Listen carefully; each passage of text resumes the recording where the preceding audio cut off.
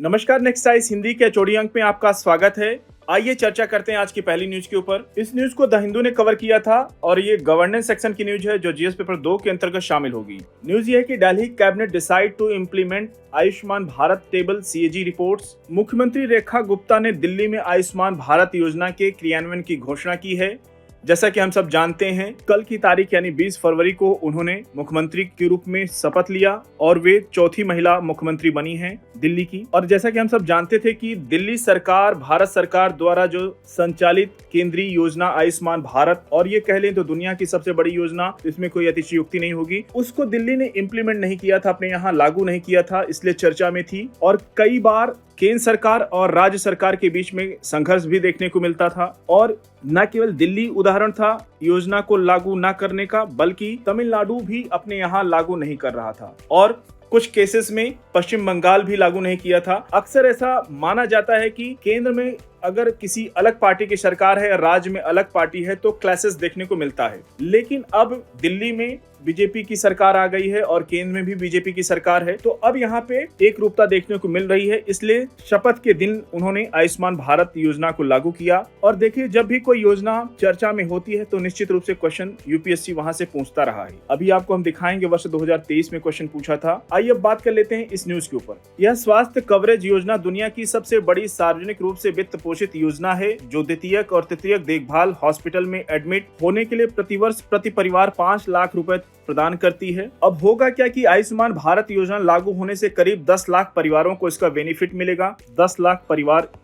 और क्या होगा, प्रधानमंत्री जन आरोग्य योजना लागू करने की घोषणा से राष्ट्रीय राजधानी में करीब 10 लाख गरीब परिवारों को तो फायदा होगा ही, साथ ही 70 वर्ष से अधिक उम्र के 10,65,679 बुजुर्ग लोगों को भी सरकारी हॉस्पिटल के साथ साथ प्राइवेट हॉस्पिटल में आयुष्मान भारत यानी PMJAY के अंतर्गत 5 लाख रुपए व राज्य सरकार के अंतर्गत 5 लाख रुपए तक के हेल्थ इंश्योरेंस कवरेज यानी निःशुल्क इलाज मिल सकेगा। इस तरह योजना के लाभार्थियों को 10 लाख रुपए तक का निःशुल्क इलाज मिलेगा।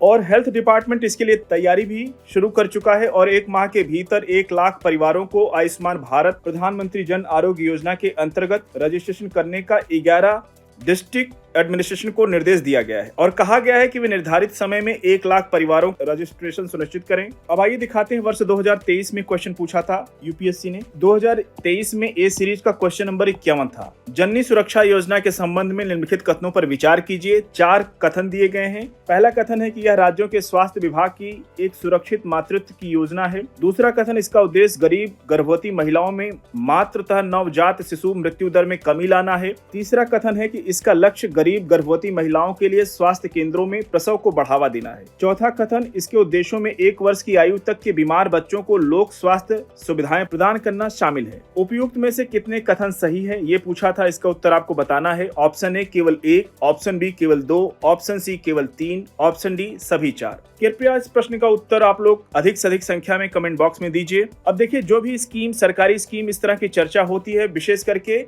हेल्थ सेक्टर की, निश्चित रूप से यूपीएससी क्वेश्चन पूछता है, न केवल प्रीलिम्स में बल्कि मेंस एग्जामिनेशन में। अब आइए चर्चा कर लेते हैं कल दिए गए प्रश्न के ऊपर। कल क्वेश्चन नंबर 59 था। निम्नलिखित कथनों पर विचार कीजिए। पहला कथन है कि भारत इंटरनेशनल ग्रेन्स काउंसिल का सदस्य है, तो बिल्कुल सही कथन है ये, क्योंकि IGC यानी इंटरनेशनल ग्रेन काउंसिल एक अंतर सरकारी संगठन है जो अनाज व्यापार में अंतर्राष्ट्रीय सहयोग को आगे बढ़ाने का प्रयास करता है और भारत इसका IGC का सदस्य है।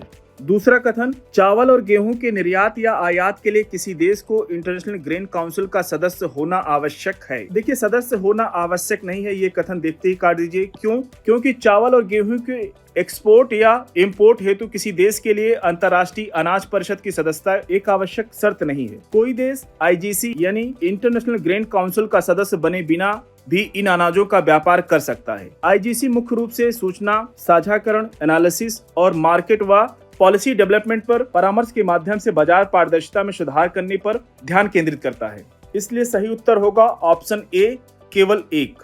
अगली न्यूज की ओर बढ़ेंगे। इस न्यूज को द हिंदू ने कवर किया था। गवर्नेंस सेक्शन की न्यूज है जो जीएस पेपर 2 के अंतर्गत शामिल होगी। न्यूज ये है कि supreme court stay Lokpal order on powers over high court जज। न्यायिक स्वतंत्रता पर चिंताओं का हवाला देते हुए सुप्रीम कोर्ट ने लोकपाल के उस ऑर्डर पर रोक लगा दी है। न्यायिक स्वतंत्रता पर चिंताओं का हवाला देते हुए सुप्रीम कोर्ट ने लोकपाल के उस ऑर्डर पर रोक लगा दी जिसमें हाई कोर्ट के न्यायाधीशों को अपने अधिकार क्षेत्र में लाया गया था। सुप्रीम कोर्ट ने कहा कि यह बहुत ही परेशान करने वाली बात है और न्यायपालिका की स्वतंत्रता से संबंधित है, और सुप्रीम कोर्ट का सख्त आदेश था कि न्यायपालिका की स्वतंत्रता बिल्कुल भंग नहीं होनी चाहिए। लोकपाल ने तर्क दिया था कि वर्ष 2013 के अधिनियम के अंतर्गत हाई कोर्ट के न्यायाधीश पब्लिक सर्वेंट यानी लोक सेवक थे, लेकिन सुप्रीम कोर्ट ने इससे असहमति जताई और 18 मार्च 2025 को आगे की कार्रवाई के लिए नोटिस जारी किया। अब देखिए 18 मार्च को हम लोगों को और अपडेशन देखने को मिल सकता है, तब इसके ऊपर और डिटेल में चर्चा करेंगे। अब बात करते हैं कि आखिर किस आधार पर ये लोकपाल ने तर्क दिया कि हाई कोर्ट के जज भी पब्लिक सर्वेंट यानी लोक सेवक होते हैं। आइए बात करते हैं उसके ऊपर भी। लोकपाल ने 27 जनवरी के आदेश में कहा कि हाई कोर्ट के न्यायाधीश लोक सेवक की परिभाषा यानी डेफिनेशन में आते हैं, और लोकायुक्त अधिनियम 2013 न्यायाधीशों को इससे बाहर नहीं करता है। जिन श्रेणियों को इस कानून के दायरे में बाहर रखा गया है, कानून में उनका स्पष्ट उल्लेख किया गया है, लेकिन संसद द्वारा स्थापित हाई कोर्ट के न्यायाधीशों को विशिष्ट तौर पर एक्सेप्शन यानी अपवाद में नहीं रखा है, यानी इनको अपवाद में नहीं रखा है हाई कोर्ट के जजों को। ऐसे में वे लॉ की सेक्शन 14 की सब सेक्शन F1 के अंतर्गत शामिल होते हैं। जो लोकपाल एक्ट 2013 एक्ट के सेक्शन 14 की सब सेक्शन F1 में आते हैं। शिकायतकर्ता ने आरोप लगाया था कि संबंधित जज ने राज्य के एक अतिरिक्त जिला न्यायाधीश और उसी हाई कोर्ट के एक न्यायाधीश को प्रभावित किया, जो कि एक प्राइवेट कंपनी द्वारा शिकायतकर्ता के विरुद्ध दायर मुकदमे से निपटने के लिए नियुक्त थे, ताकि फर्म को लाभ पहुंचाया जा सके। यह भी आरोप लगाया गया कि प्राइवेट कंपनी पहले हाई कोर्ट जज की क्लाइंट यानी मुवक्किल थी, जब वह वकील के रूप में प्रैक्टिस कर रहे थे। अब आने वाली 18 मार्च हम लोगों के लिए इंपॉर्टेंट डेट होगी, क्योंकि वहां पे अपडेशन और देखने को मिलेगा और डिटेल में चर्चा कर पाएंगे। इस न्यूज पर नजर बना के रखिएगा आप लोग। अगली न्यूज की ओर बढ़ेंगे। इस न्यूज को द हिंदू ने कवर किया था। IR सेक्शन की न्यूज है, जो GS पेपर 2 के अंतर्गत शामिल होगी। न्यूज यह है कि the long and winding road of India China relation.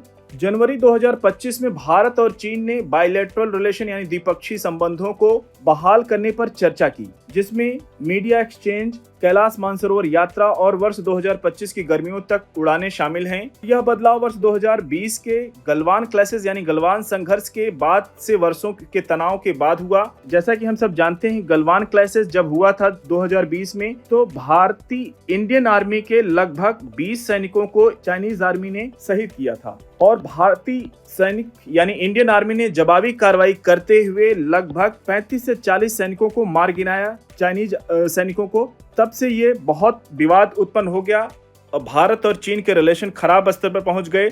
लेकिन दोनों ने महसूस किया, चाहे वो भारत हो या चीन हो, कम्युनिकेशन गैप रहेगा तो किसी भी स्तर पर सुधार नहीं आएगा। तो उन्होंने कम्युनिकेशन के माध्यम से, संवाद के माध्यम से मुद्दों को सुलझाया, और उसके बाद अभी सुधार देखने को मिल रहा है। और अभी ये भी सहमति हुई है कि LAC यानी लाइन ऑफ एक्चुअल कंट्रोल पर तनाव को कम करने यानी डीएस्केलेशन और विसैन्यीकरण यानी डी मिलिटराइजेशन स्टेटस के विषय में अनिश्चितता अभी भी है। अगली न्यूज की ओर बढ़ेंगे। इस न्यूज को द हिंदू ने कवर किया था। इकोनॉमी सेक्शन की न्यूज है, जो GS पेपर 3 के अंतर्गत शामिल होगी। न्यूज ये है कि is consumption enough to drive growth.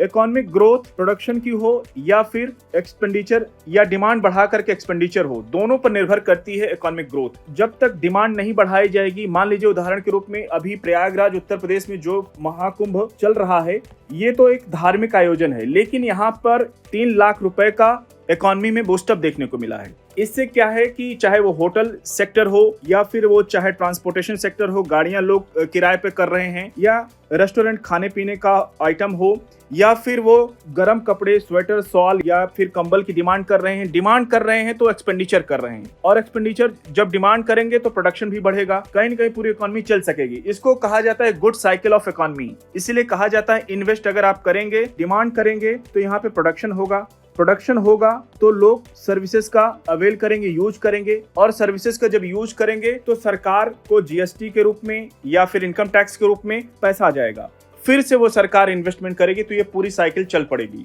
अब बात करते हैं न्यूज के ऊपर। देखिए, निवेश एक मजबूत मल्टीप्लायर यानी गुणक प्रभाव होता है। अगर इन्वेस्टमेंट का प्रभाव क्या होता है, मल्टीप्लायर के फॉर्म में होता है, जो GDP को उसके प्रारंभिक मूल्यों अधिक बढ़ाता है। चीन की उच्च निवेश दरों ने भारत की तुलना में इसकी तेज वृद्धि को बढ़ावा दिया है, जहां विकास उपभोग संचालित और धीमा रहा है। भारत में अगर बात करें, कंजम्पशन कम रही है तो ग्रोथ भी कम हुई है, इसलिए वृद्धि नहीं हो पाई जिस स्तर की होनी चाहिए। कुल मिला के पूरा ये न्यूज उसी के ऊपर थी। तो कुल मिला के बात करते हैं आज अपने एचओडी अंक को यहीं पर समाप्त करते हैं साथियों। मिलते हैं नेक्स्ट अंक में कुछ और इंपॉर्टेंट न्यूज के साथ। तब तक जुड़े रहिए नेक्स्ट आई से हिंदी के साथ। धन्यवाद।